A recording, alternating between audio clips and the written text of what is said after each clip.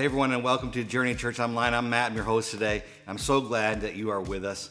I hope today this is a meaningful experience for you, and wherever you're participating with, and because we're looking to have encounters with Christ. And one reason why we say that is because we believe our best life is found in a relationship with Him. And I hope today you can take some steps to explore God more, or to take steps to experience more of Him in your life.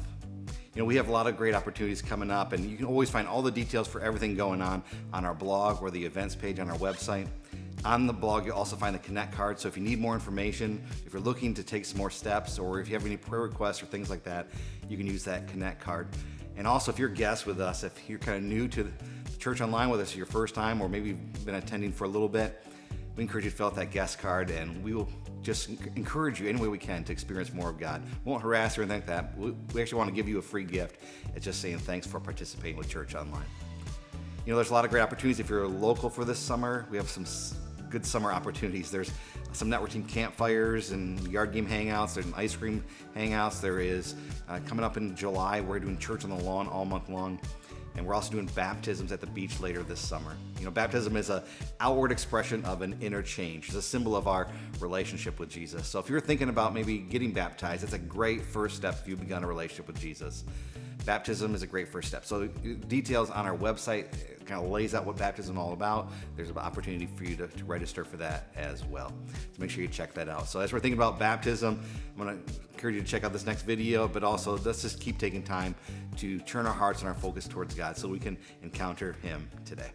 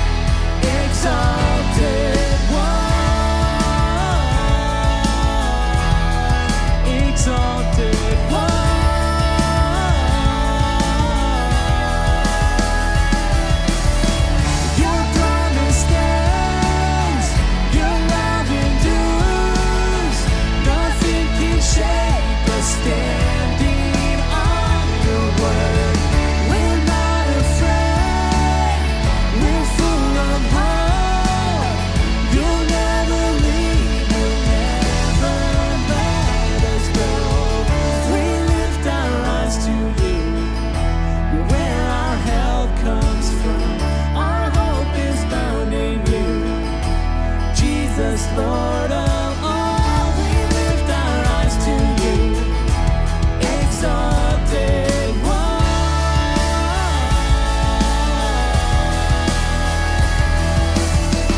We lift our eyes to you, where our help comes from.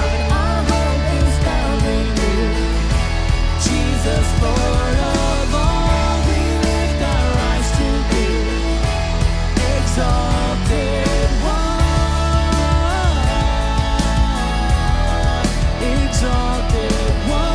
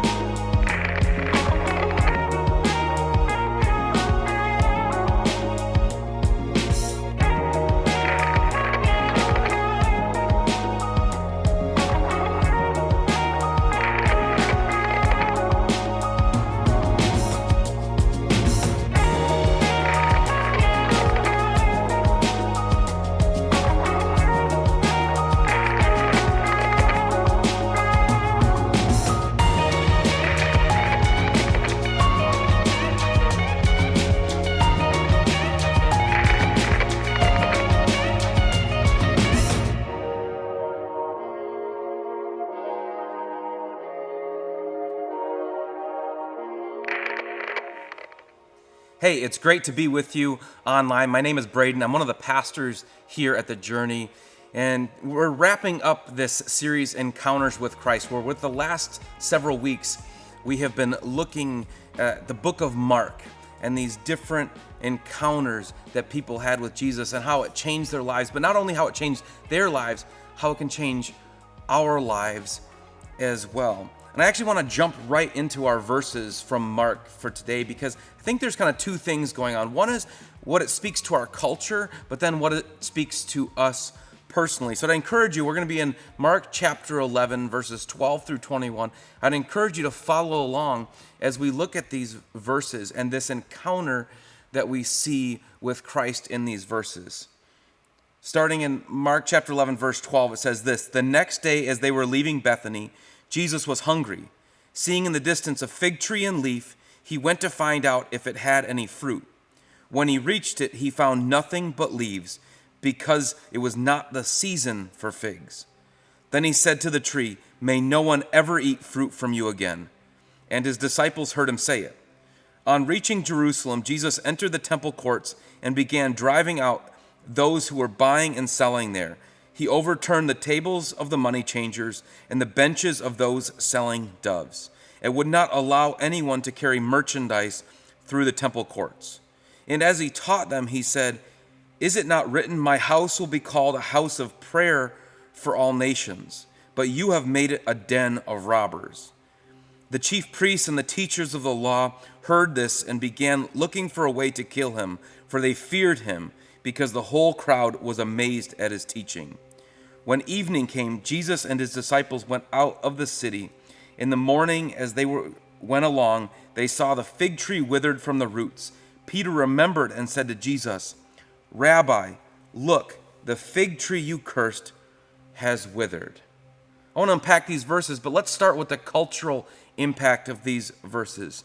So we look at Jesus' words here, and clearly Jesus didn't think real highly or keenly about religious leaders that would profit off or take advantage of people that would come to them seeking some sort of connection with God, a relationship with God in these religious settings.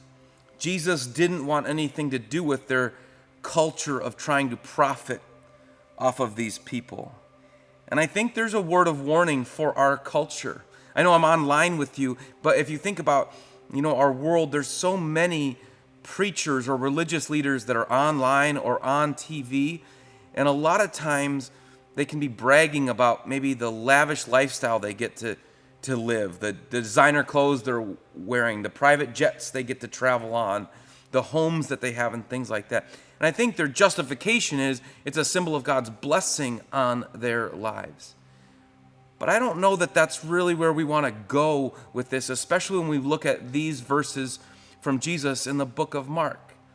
Jesus didn't want the religious leaders to be the ones getting rich off the people. And he cautioned and he warned us against it. It doesn't look like he wanted anything to do with that. So when we think about our world and our culture around us, I think we just want to be really cautious, thinking that following Jesus ultimately mostly leads to material abundance in our lives. I'm actually really proud of the culture that we have here at The Journey and the way that we handle finances. As a church, we try to be generous with our finance. And I think about the ways that we support partners here locally, but regionally, and then around the world as well. And I'm incredibly proud to be part of the team doing that. But then as a staff as well, we try to lead the way in how we handle our finances. And if you looked at our staff culture and our own personal generosity, I think you'd see that it's a high value for everybody on our team. I know my own family, when we think about our budget categories, you think about your own. Maybe you got like your rent payment, your mortgage payment, something like that. Maybe there's a car payment in there, what you spend on food, clothes, travels, things like that. For my family, the second highest category in our budget is our giving, just under our mortgage. But we're hoping in the not too distant future that actually changes and that our giving is our number one budget category in our family. And I know I have experienced a blessed life. We've taken some trips and I have a sailboat and things like that. But all the money I spend on those things is a fraction of what we give away on a regular basis to the work of God in the world. And so I don't take it as I'm trying to get God's blessing on my life by showing off all these things that I have. Instead, the few things that we have that we're able to enjoy, I see them as the blessing of God as we try to follow Him in obedience and generosity with our finances. And if those things went away, that would be okay too. And I would encourage you maybe to try to just follow in that leading. Maybe try it out on yourself. Try to live generously in your own life. Not so much that you'll get something out of it, but maybe trusting that as you're obedient, God might want to bless your life as well. It's not really about what we get out of this equation. It's about how we follow God in obedience and then just trust Him to bless along the way. That's the first kind of thing that I think Jesus is speaking to, this culture that said it's all about what I get out of this kind of thing. And Jesus is speaking to a culture that was really kind of twisted on this. And then the second is how this speaks to me personally. All month long, we've been looking at these encounters with Christ and how people would come to Jesus and have this encounter with Him, and it would radically change their lives. But it's not just about what Jesus did for them. It's actually about what Jesus wants to do for us as well. Not only can we learn from their experience, but maybe learning from their encounter with Jesus would help radically transform our lives as well. As we look at these verses, what does it mean for me? How can I live out this kind of encounter with Jesus in my own life? How is it maybe going to change my life as well? And so if we go back to the verses that we read just at the beginning today, you might actually look at those verses and kind of scratch your head like, what's going on in these verses? What's the deal with Jesus? Is he angry? Is he upset? Did he just was he having a bad day? Did he get up on the wrong side of the bed? Like, is Jesus allowed to be angry? You might ask yourself. What's going on that Jesus really is being quite blunt and quite direct in these encounters?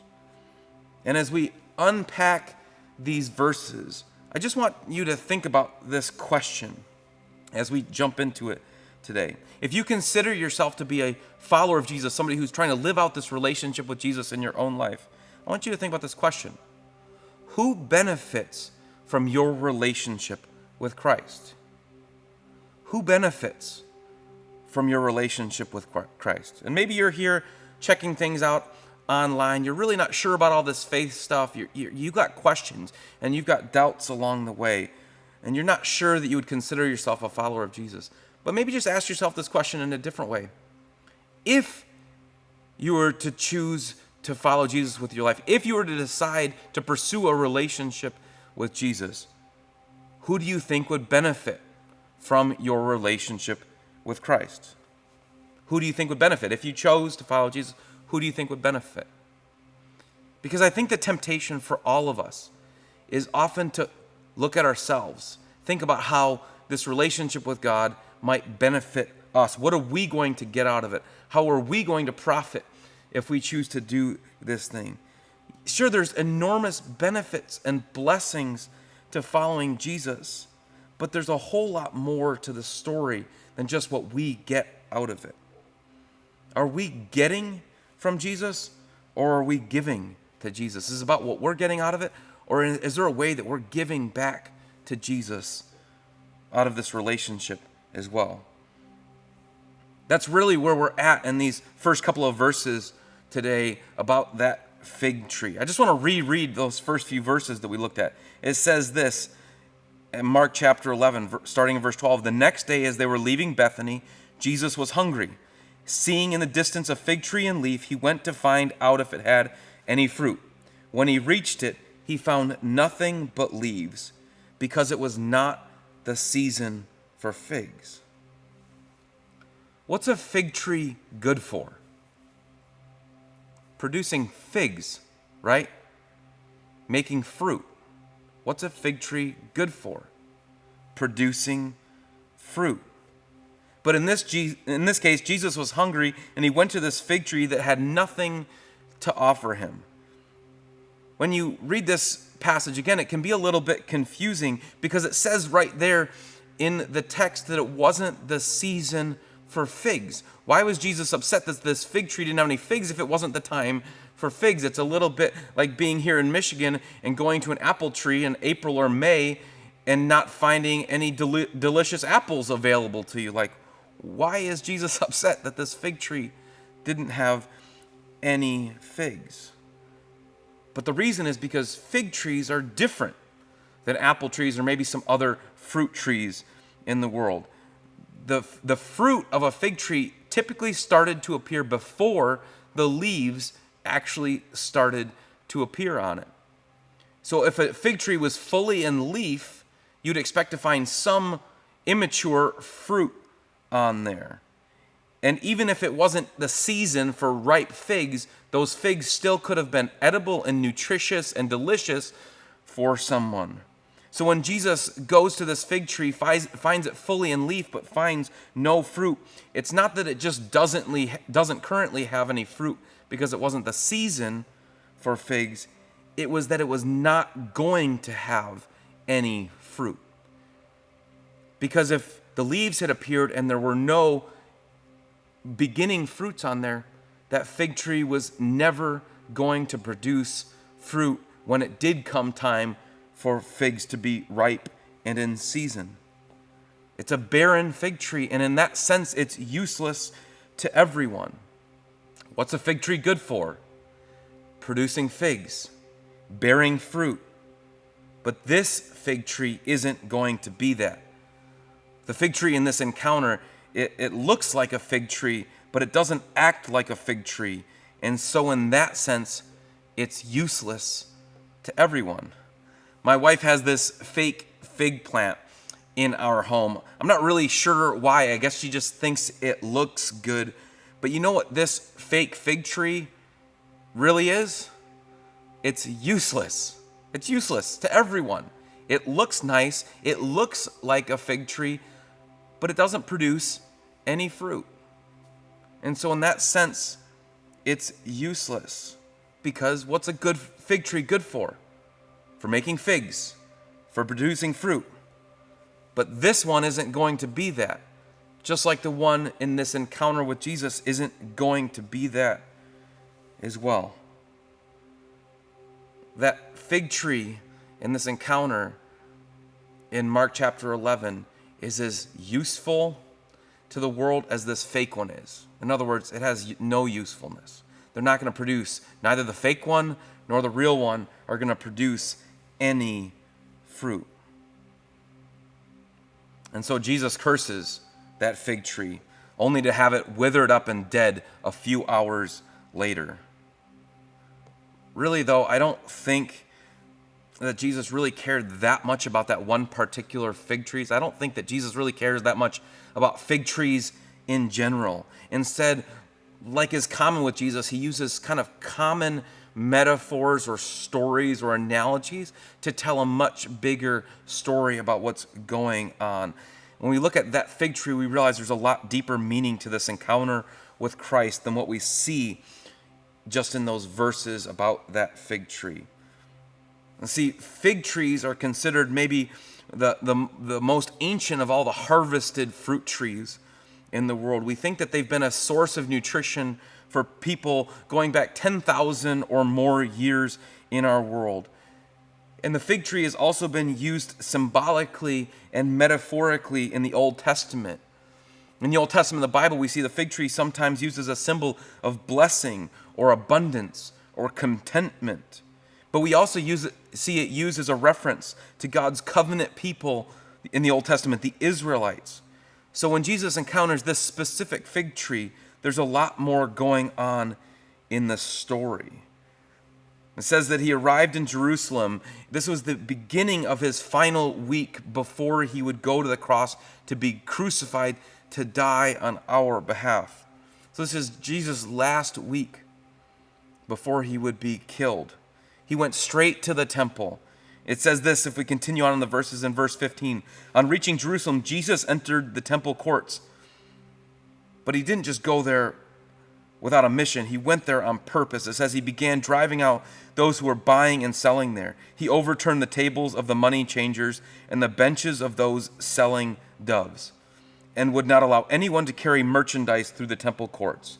And as he taught them, he said, "Is it not written, 'My house will be called a house of prayer for all nations,' but you have made it a den of robbers." Jesus confronted the religious leaders of the day that had been taking advantage of these seekers, these people that came looking for a connection with God, maybe a way to build a relationship with God through the sacrificial system of their day. And Jesus looks at those religious leaders and sees what they're doing, and he wants nothing to do with what they're practicing or what they're going about doing in the temple courts. What's a fig tree good for? Producing fruit. What's a temple good for?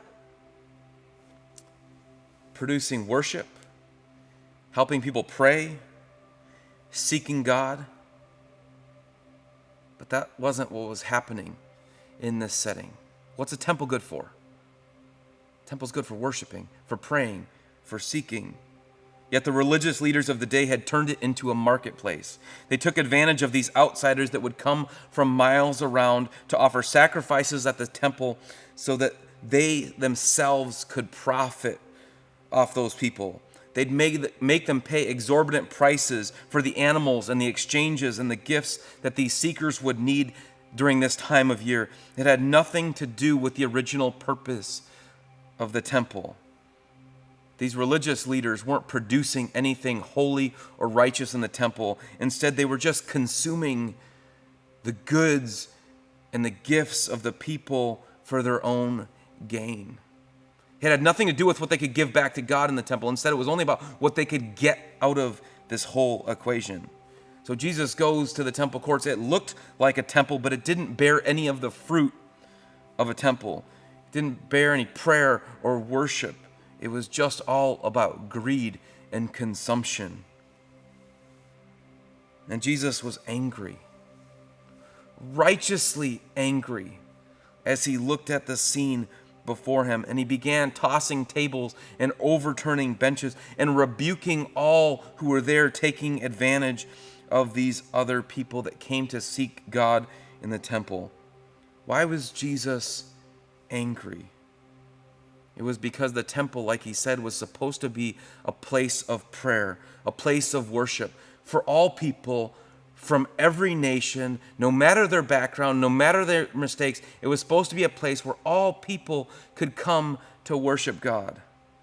Instead, it had become a place where only the few, the select, the religious leaders of the day could profit. And Jesus knew it was coming to an end. Just like that fig tree that produced no fruit was at its final day when it encountered Jesus. These religious leaders that were profiting off the people but weren't producing any fruit, that system was coming to an end as well.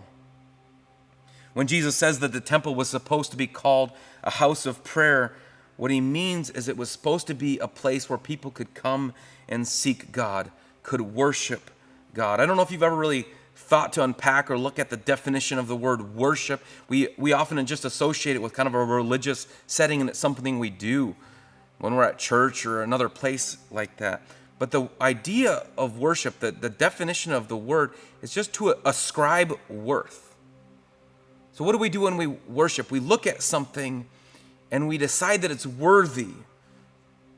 It's worthy of our words, our actions, our deeds, our lives. So there are a lot of different things that we can worship in this world, because when we worship something, we're just looking at it and saying that thing, that person, that idea is worthy of our words, our actions, those kind of things. When we worship God, what it's about is looking to God and saying, God, you are the one who is worthy of all of these things. You're the one who saved us, rescued us, redeemed us, restored us. And when we worship God, it means that God is the one that is worth us giving our words to, our actions to, our hearts to, our lives to. That's what the idea of worship is. What worship is, it's just giving back to God what is his. What is God worthy of? He's worthy of everything we have. Worship is a way of productivity in our lives. It's a way that we give something back to God. It's how we show the fruit of our lives as our hearts and our minds are transformed by following Jesus and through the work of the Holy Spirit in our lives. Instead, all these religious leaders were doing was consuming. They were consuming the goods, the money, and the gifts of these people for their own good. They had been robbing them blind for their own benefit. It had nothing to do what they could give back to God. It was all about what they were getting out of it. And Jesus called them on it, just like he called out that fig tree.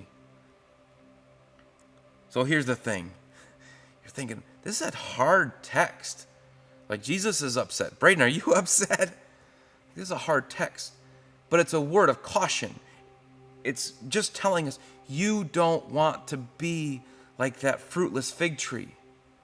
You don't want to be like those religious leaders. I don't want to be like that fruitless fig tree. I don't want to be like those religious leaders. You don't want to just consume the things of God for our own benefit. Instead, we want to produce fruit in our lives.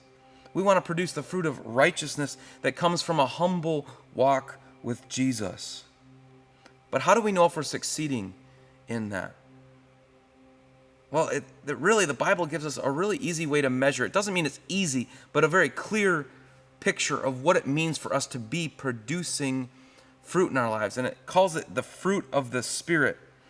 In the Sermon on the Mount, the most famous sermon that has ever been preached in the world, in Matthew chapter 7, verse 16, Jesus says this, "By their fruits you shall know them." How do we know if somebody's growing? How do we know if somebody's following Jesus in relationship? Look at the fruit they're producing in their lives. What does that fruit mean? In Galatians chapter 5, it says that the fruits of the Spirit and the way that God works these out in your lives are these kind of characteristics. That the fruit of the Spirit are love, joy, peace, patience, kindness, goodness, faithfulness, gentleness, and self-control. You look at those characteristics. It says, if you're not just a fruitless tree, or if you're not just like those religious leaders that are just all about consuming for your own good. If you're in a relationship with Jesus, if you're following him in a way that is productive and giving back to God, the way that we know that is if these characteristics are growing in our lives. Love, joy, peace, patience, kindness, goodness, faithfulness, gentleness, and self-control. Are those characteristics being produced in your life? Are you growing? See, encountering Jesus is an invitation to radical life change that produces good fruit in our lives. And I know you might be sitting here and be like, I really wish I saw more of that in my life. I still struggle with anger or patience or all those things. It's not about getting to a point where we can say, oh, we're perfect and we've got it all together. None of us are perfect. We talk here all the time at the Journey about how there are no perfect people allowed. This is not about perfection, but it is about growth. Do you see any fruit growing in your life? You might be like, Braden, you don't know me. You don't know my past. You don't know how messed up things were in my own life. I feel like I've got such little fruit and so few fruit in my life. That's not the point either. The point isn't whether you've got the best and biggest fruit or the most fruit. The point is, are you growing? If you think back to in your life, take patience, for example. Are you more patient than you were 6 months ago or 6 years ago? Is patience growing in your life? Is kindness growing in your life? Are you growing in kindness in the way you treat maybe your neighbors, your coworkers, your friends? Is that growing in your life? Are you growing in the way that you love others in your life? It doesn't matter if you've got the biggest or the best or the most fruit. Are you growing? That's what Jesus is kind of warning us towards and cautioning us in this passage, that we don't want to be fruitless trees, that we want to see the fruit of the Spirit growing in our lives as we produce these fruits that are a way of giving back to God in our own lives. As we wrap up, I think there's just a few ways or categories that we could think about this as. I think there's internal fruit, I think there's external fruit, and then I think there's internal fruit in our lives. The internal fruit are ones that you're the only one that's probably going to be able to recognize these things. As you think about your own heart and your own mind, your own thoughts and the way that you go about living your life, are the fruit of the Spirit growing in your own life? Do you experience more joy in your life, more peace, patience? Are you growing in gentleness? Do you have more self-control than you used to? Are you growing in those internal fruit in your own life? That you're probably the only one that's going to know the answer to those. But then there's these external fruits in our lives. How does the way that I'm following Jesus in relationship with Him affect those around me? My friends, my coworkers, my family, my neighbors. Are they experiencing any of that fruit from my life as well? Do they experience the way that I love them better than maybe I used to? Are they experiencing my joy that is abundant and overflowing in their lives? Do I treat them with kindness and favor and grace, even if they don't always deserve it? Do they experience gentleness from me? How am I serving those around me? How am I loving them well? There's these external fruit. Do other people recognize these fruit in your own life? Are they experiencing that? Are they maybe compelled to grow themselves, to maybe pursue a relationship with Jesus themselves because of that? And then lastly, there's these eternal fruit. If I think about the way that I'm giving my life away and following Jesus, is heaven different because of the way that I've lived my life? Have I pursued anybody and encouraged them to check out this relationship with Jesus? Have I helped anybody along the way know that they've gone from a distant, kind of a strange look at God to following Jesus with their lives? Am I producing any fruit in my life that affects eternity or somebody else's eternity forever? And if you think about these different categories, internal, external, eternal fruit, you might be like, I can see bits and pieces in each of those. Or maybe I feel like I'm doing pretty good on one of those, but the other ones, like maybe like I'm really good at preaching to people, but I don't know that they always experience the characteristics of the fruit of the Spirit. It doesn't matter. It's not about the quantity. It's just about the growth in those. Are we continuing to grow and produce fruit in our lives? Even if we feel like we started from so far away from where we wanted to be, are we continuing to make progress in those ways. We're not going to get it all perfect. But as we encounter these verses from today, it's a challenge for us to examine what is being produced in our own lives. It's not just about what we get or what we consume, but it's how can we produce fruit in our lives with the help of the Holy Spirit. How can we continue to give back to God and live these lives that are worshiping Him, not just taking from Him? I just want you to think about that. We ask the question, who benefits from your relationship with Jesus? My hope is, the answer is, I benefit, my family benefits, my neighbors benefit, and God benefits as I give back these gifts to Him. But we don't want to just be people that look the part, that we look like a fig tree but produce no fruit. We want to be people that look the part and are also productive in and through that relationship with Him. Would you pray with me? Father, we thank You for Your words that speak truth in our lives, even if sometimes it's in an unexpected way and we have to unpack what You have to show us. God, we look at these words of caution,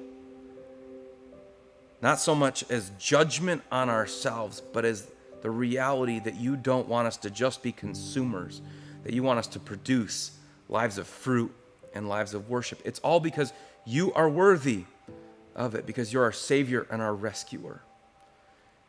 God, through Your Spirit, would You help us to continue growing? Even if we feel like we've got a long way to go, would You help our fruit? Even if it feels small and insignificant, would You help it grow? That maybe someday people will look at us and see this harvest, this abundance of righteousness, the fruit of the Spirit in our lives, God, and there would be a testimony to Your incredible saving work towards us. We love You and we thank You for the Jesus that we can encounter that changes us through His life, through His death, and His resurrection on the cross. We love You. Amen.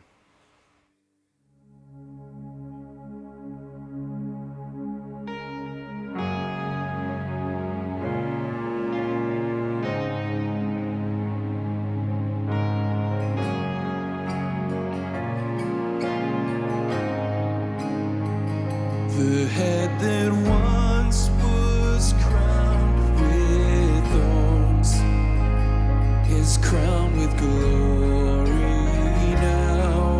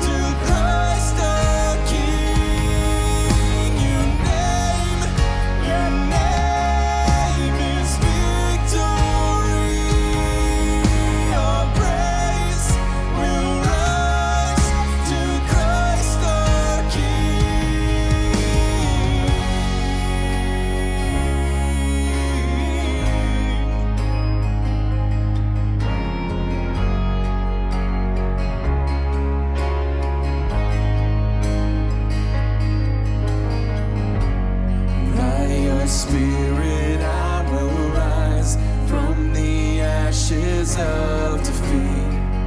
The resurrected King is resurrecting me. In your name I come alive to declare your victory. The resurrected King is resurrecting me. By your Spirit I will rise from the ashes of defeat. The resurrected King is resurrecting me. In your name I come alive to declare your victory. The resurrected King is resurrecting me.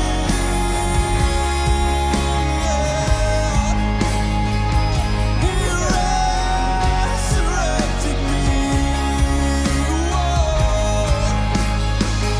My God is love.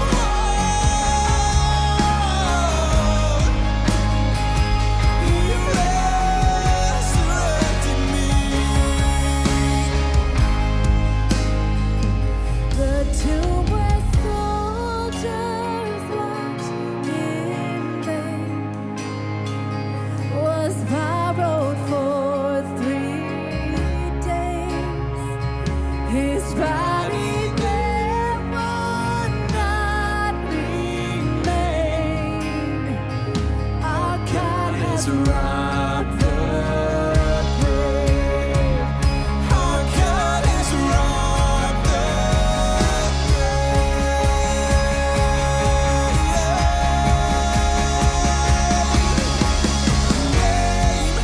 Your name is victory. All praise will rise to Christ our King. Your name is victory. All praise will rise to Christ our King. All praise will rise to Christ our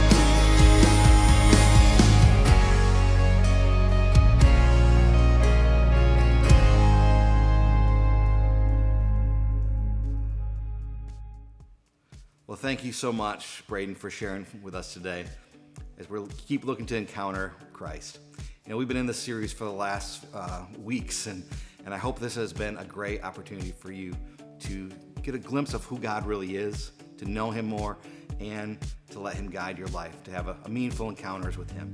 I encourage you to keep taking those steps. In our description in the Church Online video, whether you're watching on YouTube or Facebook, you'll see some first steps and some next steps. I want to encourage you to look at those and maybe explore some of those steps in your life so that you can keep encountering Him.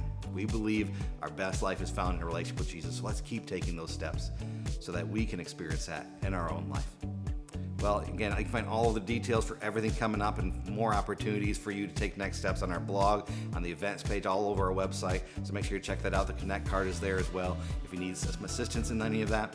And there's also stuff on there for Journey Kids. So I encourage you, if you are a parent right now, to get the kids and bring them together. You can do Sundays at home. It can be a meaningful experience for them to begin to encounter Christ in their life as well. All those resources are right on our website. Thanks again for being with us, and I hope you can have a great holiday weekend coming up. You can join us again as we continue just to look to God to experience our best life in Him. Until then, let's follow Jesus. Let's spread kindness, share hope, and remember, we're better together. Have a great week, everybody. Hope to see you back here next Sunday.